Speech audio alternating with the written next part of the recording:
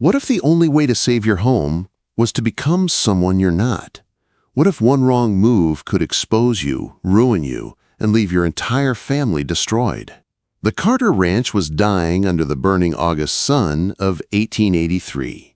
What once had been a proud stretch of green grass was now cracked earth, dry enough to split beneath a boot heel. Elellanena Carter stood at the stable door, staring at the land her family had poured their lives into. 5 years ago, the ground grew grass, so tall a calf could vanish in it. Now it barely kept Sage alive. Her father, Thomas Carter, sat on the porch with his bad leg propped up. The break had never healed right. At 53, he moved like an old man, and Elellanena knew it tore him apart more than he ever said. "Water's running low in the east pasture," she said as she climbed the porch steps. Her voice sounded calm, but her stomach knotted. Thomas handed her a letter, crumpled, sweat-stained, and heavy as a stone. The bank sent their final notice, 60 days. Either we deliver 500 head to Copper Springs, or Wallace Tmaine forecloses. Quote, the name hit like a fist. Wallace Tmaine, the man who controlled the Triple T Ranch, the richest and most ruthless cattle empire in 3 territories. He'd been circling Carter land for years, waiting for the day they weakened. Elellena's chest tightened. "We don't even have 500 head left." Quote, 400, Thomas said quietly. "And most ain't strong enough for a 60-day drive. And no trail crew will sign on for a drive led by a crippled rancher and his daughter," she finished, her voice cracking before she caught herself. The truth was a blade, sharp, cold, honest. Elellanena walked into the small house, past the kitchen, past her own room, into her younger brother's empty one. Edmund Carter had died at 3 years old, but his clothes still hung on the wall. His boots still sat by the bed. That night, after her father fell asleep, Elellanena lit a lamp and laid sewing shears on the table. She took a deep breath and lifted the first chunk of her dark hair. The cut made her freeze. Her mother used to braid that same hair when she was small enough to sit still. Now it fell to the floor in silent strands until the table was covered. When she lifted her head, the mirror showed a stranger, short hair, sharp jaw, lean face, and eyes that looked far older than 24. She bound her chest with strips of cotton, tight, flat, still breathing but barely. Edmund's shirt fit her shoulders like it belonged there. His trousers hung loose, but a belt fixed that. His coat, a worn leather duster, swallowed her frame. By dawn, Elellanena Carter was gone. In her place stood Elias Carter, ranch hand, nephew of a crippled rancher, a young man heading west to help his family. When she walked into the kitchen the next morning, her father stared. "Good God," he whispered. She kept her voice low and rough. "It'll work." Thomas didn't speak for a long moment. Then he nodded, eyes glistening though he blinked it away. "You sound like Edmund would have sounded." Elellanena saddled her horse, Dusty, handling him rougher than usual so he wouldn't react to her softer touch. Still, his ears pricked like he knew the truth. Stillwater Creek sat quiet when she rode in. One dirt road. Saloon. General store. Small shops with sun-bleached signs. She pushed open the saloon door, the smell of stale beer and smoke wrapping around her like a warning. "I'm hiring 20 drovers for a drive to Copper Springs," she told the bartender. "Pays $40 a man." One man at a corner table laughed, a scar-faced rider named Luther Mason. "Carter Ranch? Tom Carter's half-crippled. His daughter's running cattle alone." He snorted. "Boy, you're wasting your time." Elellanena turned slowly. "Have you ever lost $40 because you were too busy talking?" Quote. A couple men chuckled. Luther's smirk slipped. Before he could answer, the saloon doors swung open. 3 men walked in. The first wore a clean black suit and a confidence that came from money. Behind him stood 2 ranch hands, broad, sharp-eyed, and dangerous. Spencer Tmaine, nephew to Wallace Tmaine. Elellanena had only seen him at distance before. Town gatherings, cattle auctions, but never this close. He stood tall, handsome in a polished Eastern way, but his eyes were hard and too observant. He ordered a whiskey, then turned, his gaze locking on her. "I heard someone mention the Carter Ranch," he said. "That would be the outfit trying to scrape together a drive before the bank takes everything." "That would be the outfit offering honest pay for honest work," Elellanena replied. Spencer sipped calmly. "My uncle sent me to oversee the drive, to ensure everything is conducted fairly." A chill crawled up her spine. Everyone in the room understood the threat behind his polite words.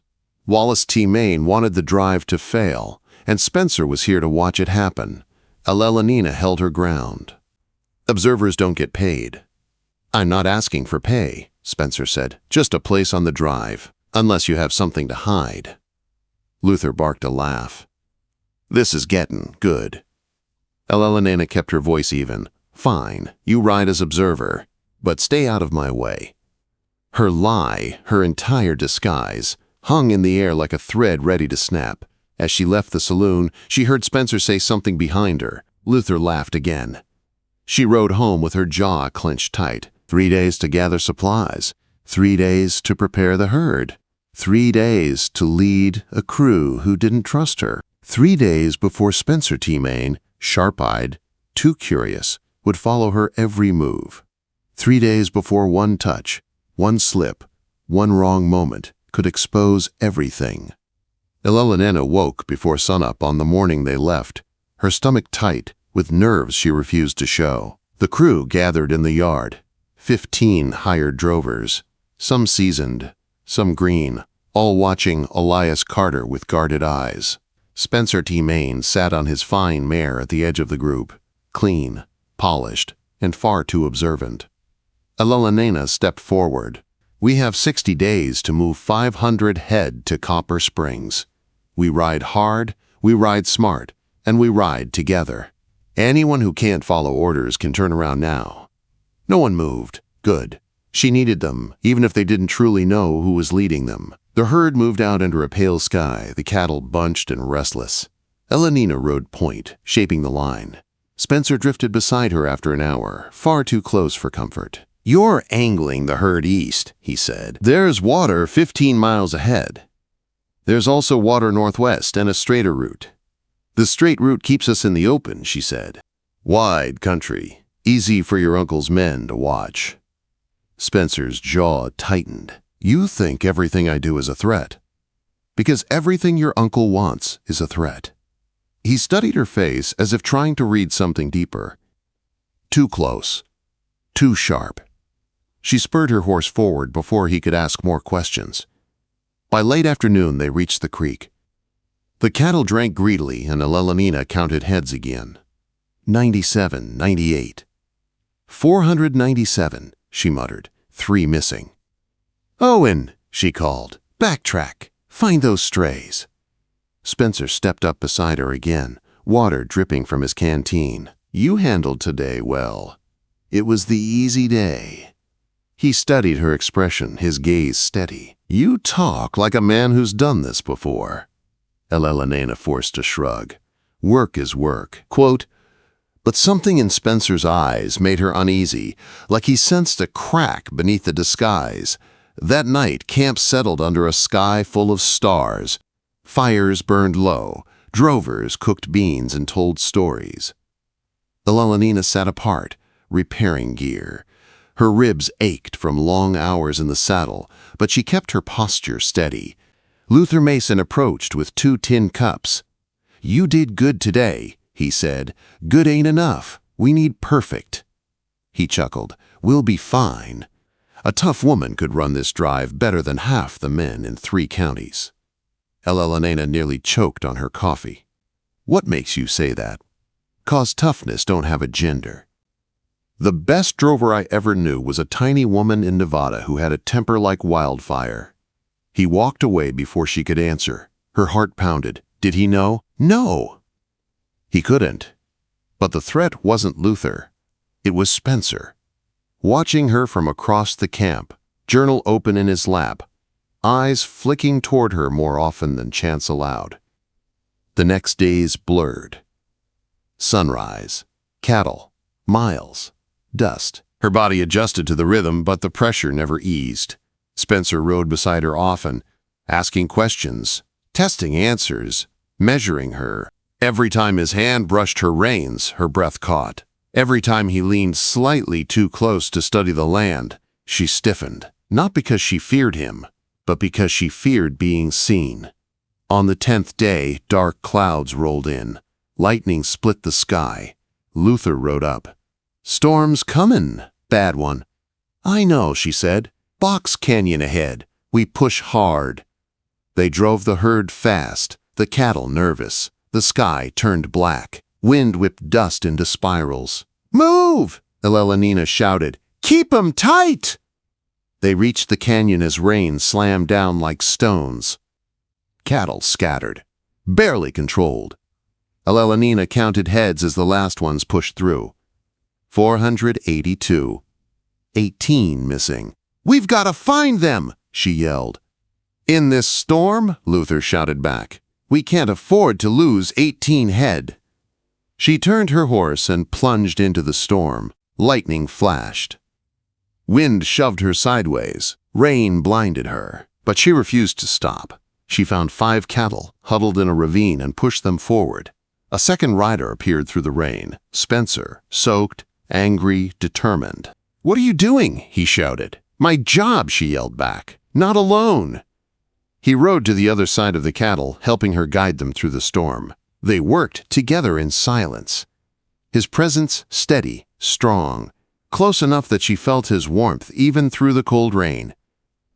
They found 8 more, then the last 5. One bull charged. Her horse reared. The ground vanished. She hit the mud hard. Her breath tore from her chest. Pain shot through her side. The world spun. Through the blur, Spencer's voice cut sharp. "Hold on!" He roped the bull, turning it aside. Elellanena forced herself up, soaked and shaking. Spencer ran to her, dropping to his knees. "Don't move." "I'm fine." "You're not." "Let me check." His hand pressed her side, right where the cloth bindings were soaked and tight beneath her shirt. She stiffened. His touch slowed, stopped, shifted. He frowned, confused. Then realization hit him like thunder. His eyes widened, not in anger, just shock. "Elias." Her voice cracked. "Please, don't touch me like that." The storm raged around them. The herd waited. The truth trembled on a knife's edge. Spencer stared at her, not with judgment, but with 1,000 questions he didn't dare speak. "Get up," he said softly. "We'll talk later.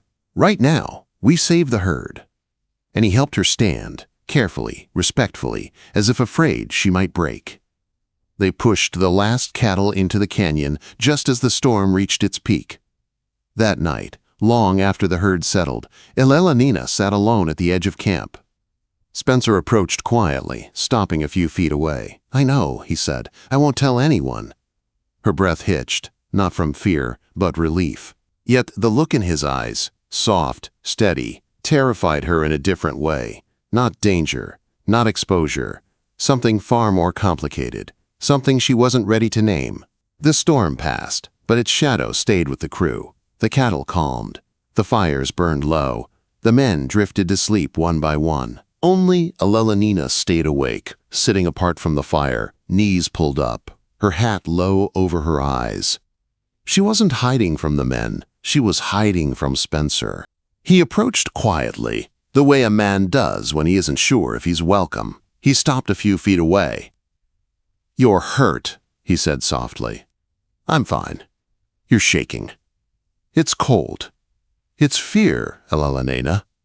Her breath caught. The name, her real one, landed softly, like he was afraid of breaking it. "Don't," she whispered. "You saved 18 head today," he said. "You rode into a storm alone. You nearly died. That isn't something you can hide behind a false name anymore." She didn't look at him. "Spencer," she said, her voice tight. "Please stop touching this subject the way you touched me out there." "I can't afford it." He sat beside her anyway, leaving just enough space that she could breathe, but not enough to run. "I'm not here to expose you," he said. or trap you, or threaten you." "Then why are you here?" she asked. He hesitated, then answered truthfully, "Because I don't want you to do this alone." Quote, those words shook her more than the storm. The next morning she tried to act like nothing had changed, but the truth hung between them, invisible and heavy. Spencer didn't say a word to the crew, not a glance, not a hint, but he watched her differently now, not with suspicion, but with something protective, something dangerous. Day followed day. The cattle moved, the land changed, the crew adjusted, but Elellanena felt the thread tightening. Each mile brought her closer to Copper Springs and closer to the moment everything could fall apart. By the 18th day, they reached a narrow pass. A massive longhorn bull balked and turned back, throwing the herd into chaos. "Keep them moving!" Elellanena shouted. She rode in fast, trying to turn the bull. Luther roped him, but the bull shook it off. Cattle surged, dust rose, shouting filled the air. "Force him through!" Spencer yelled. "If we push too hard, he'll gore someone!" Quote, "And if we don't, we lose the herd!" She made the choice. "On my signal!" 3 riders converged. The bull bolted forward. Relief flooded her. Too early. The bull veered left, crashing through an old rail fence. The rails snapped, rolling downhill. Her horse stumbled. She flew. The world cracked around her as she hit the ground. A rail pinned her waist. Pain shot through her ribs. "Elias!" someone shouted. "No! Elellanena!" Spencer yelled, sprinting toward her. He lifted the rail with a grunt, enough for her to drag herself free. He knelt beside her, hands trembling as he steadied her. "You have to stop scaring me like this," he muttered. "Get your hands off." "No," he said, meeting her eyes. "Not when you're hurt." Inside, she felt something break, fear or pride or maybe something softer. She steadied herself on trembling legs. "Don't talk to me like that." "Like what?" "Like you care." He swallowed, jaw tight. "I do care." Her heart nearly stopped, but there was no time for more. Rustlers came 3 nights later. 20 riders in the dark. A burst of gunfire. Shouting, stampeding hooves. "Get to the herd!" Elellanena yelled. Spencer fired from her side, dropping 2 rustlers before they reached the camp. Cattle scattered into the night. Chaos swallowed everything. "Go!" Spencer shouted. "I'll take the herd leaders! You hold the camp!" She wanted to refuse. She wanted to stay. But she trusted him. For the first time, she trusted someone else to do the impossible. At dawn, he returned exhausted, scratched, bleeding, alone. "How many?" she asked. "About half," he answered. "Maybe 250 head." Her chest tightened. Half the herd, gone. The men gathered, shaken and wounded. Luther bled from the shoulder. Ralph Cooper had a bullet through the leg. "You did everything right," Spencer said quietly, sitting beside her on a fallen log. "This is my fault." "No," he said. "This is Wallace Tmaine's doing, not yours." Her voice cracked. 250 head won't save my ranch." "Maybe not," he said. "But giving up guarantees failure. Keep going, fight anyway." The words burrowed deep. They pushed on. 2 weeks later, tired, dusty, sunburned, they reached Copper Springs. The town was buzzing. People whispered, pointed, stared at Elellanena Carter, the mysterious young trail boss. She tied her horse outside the cattle buyer's office, knees weak. "You're not alone," Spencer murmured, coming up beside her. "Not anymore." Inside, the buyer, Martin Fletcher, surprised them both. "Miss Carter," he said warmly, "your father sent word. We know what you did. We know what you accomplished, and we're prepared to buy." Her breath caught. Her father had helped. He had believed in her enough to warn the town. But Wallace Tmaine was waiting. He sat in the back room with a lawyer, ready to crush her publicly. "You can't sell," he said. "You deceived the bank, the crew." "I delivered the cattle," she said. "That's the contract." Spencer stepped beside her. "She delivered despite you hiring men to sabotage the drive." Wallace froze. "You can't prove." "We have signed statements," Spencer said, placing papers on the table. The room shifted. Whispers spread outside. A crowd gathered.